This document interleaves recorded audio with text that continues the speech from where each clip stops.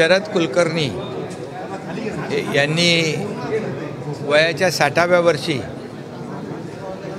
Everest sir करण्याचा विक्रम केला। त्यांचं एक पुस्तक प्रकाशन या ठिकाणी ती मी आणि पुनश्च एव्हरेस्ट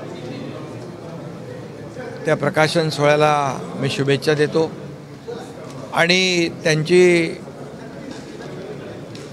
सौभाग्यवती पत्नी अंजलीताई यांचा देखील अशाच गिर्यारोहणाच्या वेळेस शिखर सर करताना 2010ला ना 2019ला दुर्दैवी मृत्यू झाला। परंतु तशा परिस्थितीत धाडसाने न डगमगता शरद कुलकर्णी यांनी एव्हरेस्ट सर केला। मी त्यांचं मनापासून अभिनंदन करतो आणि ते ठाणेकर आहेत। ठाणेकर दुर्दम्य इच्छाशक्ती आणि धाडस दाखवण्यामध्ये नंबर 1 आहेत आणि म्हणून त्यांचं मी खूप खूप अभिनंदन करतो, खूप खूप शुभेच्छा देतो। सर, झिरो टॉलरन्सच्या संदर्भामध्ये एक विषय होता। काही खासदार सर्वपक्षीय खासदारांचं एक शिष्टमंडळ तयार करण्यात आलेलं आहे आणि त्यामध्ये श्रीकांत शिंदे यांचं देखील नाव आहे आणि वेगवेगळ्या देशांमध्ये जाऊन आता खासदार आपली भूमिका मांडणार आहेत, भारताचं प्रतिनिधित्व करणार आहेत। कशा प्रकारे बघता या नवीन निर्णयाकडे? खरं म्हणजे पेहलगामला झालेला हल्ला हा माणुसकीला काळीमा फासणारा होता आणि त्याच्यावर ॲक्शनला रिॲक्शन देऊन जगासमोर पाकिस्तानचा खरा चेहरा आणणं हा देखील एक प्रकारचा भारताचा विजय होता आणि म्हणून पाकिस्तानच्या ज्या कारवाया आहेत, दहशतवादी कारवाया या बंद झाल्या पाहिजेत। त्यांचा खरा चेहरा आतंकवाद्यांच्या मागून तो लोकांसमोर आणण्याचं काम या ऑपरेशन सिंदूरच्या माध्यमातून देशाचे प्रधानमंत्री आणि आपले भारतीय सैन्य दलाचे आर्मी, नेव्ही, एअरफोर्स यांनी केला।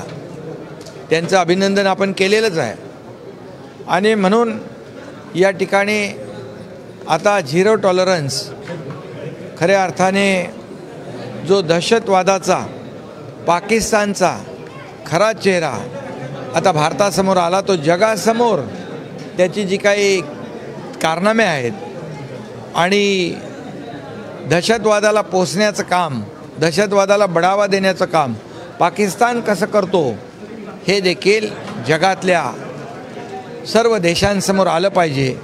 ही भूमिका जी आहे, ही भूमिका मांडण्यासाठी आणि दहशतवादाचं समूळ उच्चाटन करण्यासाठी, दहशतवाद संपवण्यासाठी या ठिकाणी जी पावलं आपल्या भारतीय सैन्य दलाने घेतली आहेत, या देशाचे प्रधानमंत्री नरेंद्र मोदीजींनी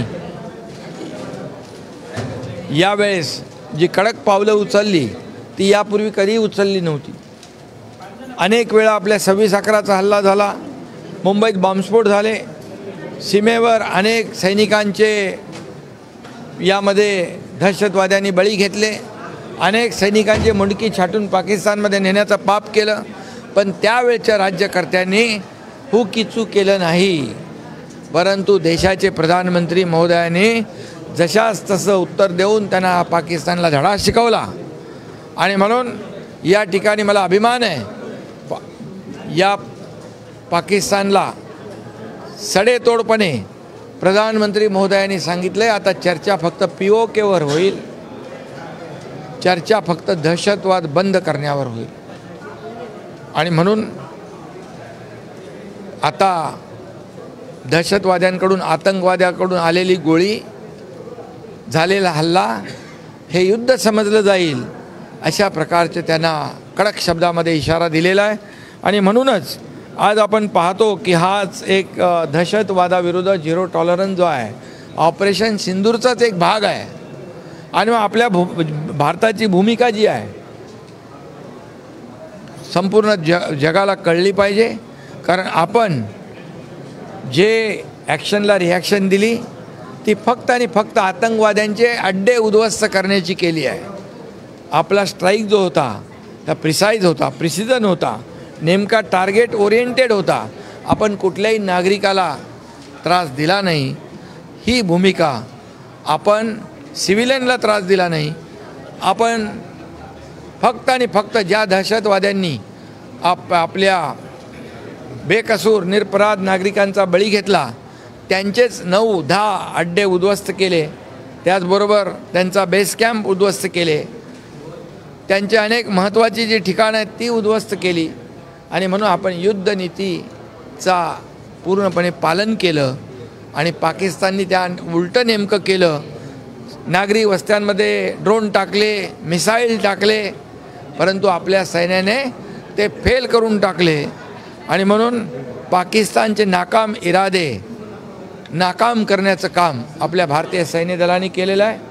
आणि ही भूमिका आपली जी आहे, आपली भूमिका जगभरामध्ये सत्याची भूमिका, खरी भूमिका या ठिकाणी जगभरात गेली पाहिजे. म्हणून ही शिष्टमंडळं जी आहेत ती जात आहेत. मोदीजींना धन्यवाद दिला पाहिजे की त्यांनी सर्व पक्षीय या ठिकाणी लोकप्रतिनिधींचा समावेश त्याच्यामध्ये केलेला आहे. नरकाचा स्वर्ग आज पुस्तक प्रकाशन होणार. संजय राऊतांना तुम्ही सांगितलं की शरद कुलकर्णीचा बोध घ्यायला पाहिजे. खऱ्या अर्थाने जिथे स्वर्गाचा उल्लेख त्या पुस्तकामध्ये करण्यात आला. मला वाटतं आणि गोप्यस्फोट देखील त्यांनी केलेला आहे. एकनाथ शिंदेनी मला फोन केला की वरच्या लेवलला मी घेतो, मात्र मी तसं. आणि यामध्ये भारताची प्रतिमा एक जबाबदार देश म्हणून आहे. प्रधानमंत्री मोदीजींचं नाव देशामध्ये एक नावलौकिक झालेलं आहे. आणि म्हणून दहशतवाद हा फक्त भारताचा प्रश्न नाही आहे, हा जगभरातली समस्या आहे. आणि अशा पद्धतीच्या शिष्टमंडळांच्या दहशतवाद झिरो टॉलरन्सच्या माध्यमातून या ठिकाणी दहशतवाद कायमचा संपला पाहिजे यासाठी ही जी काही पहल केलेली आहे, हे जे काही याला प्राधान्य दिलं आहे त्याबद्दल मी आदरणीय देशाचे प्रधानमंत्री मोदीजींना धन्यवाद देतो, अभिनंदन.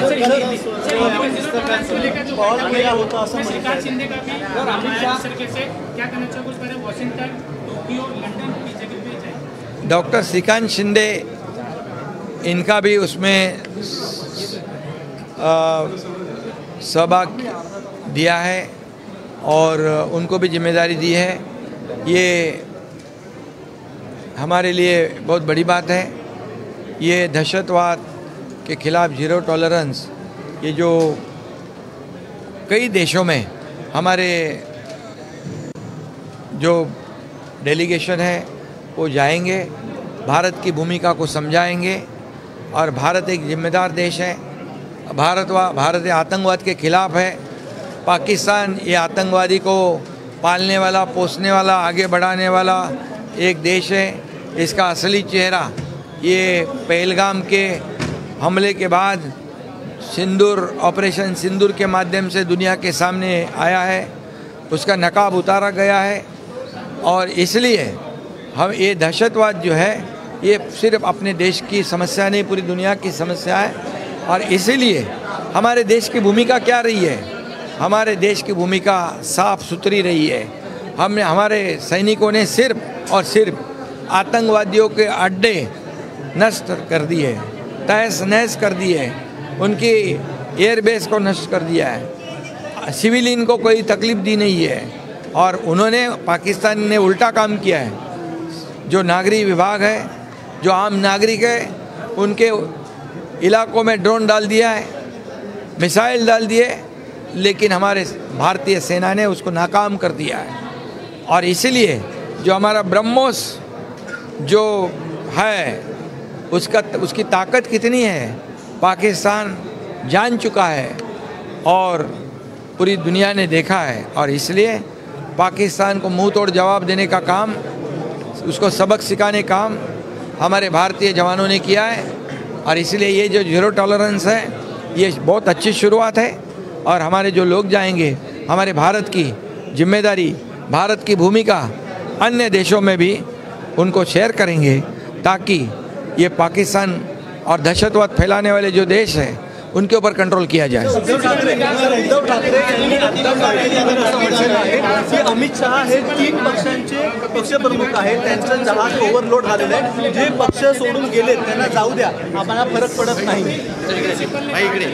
त्यांचं जहाज आता डुबायला लागलेलं आहे. त्या जहाजाची त्यांनी चिंता करावी.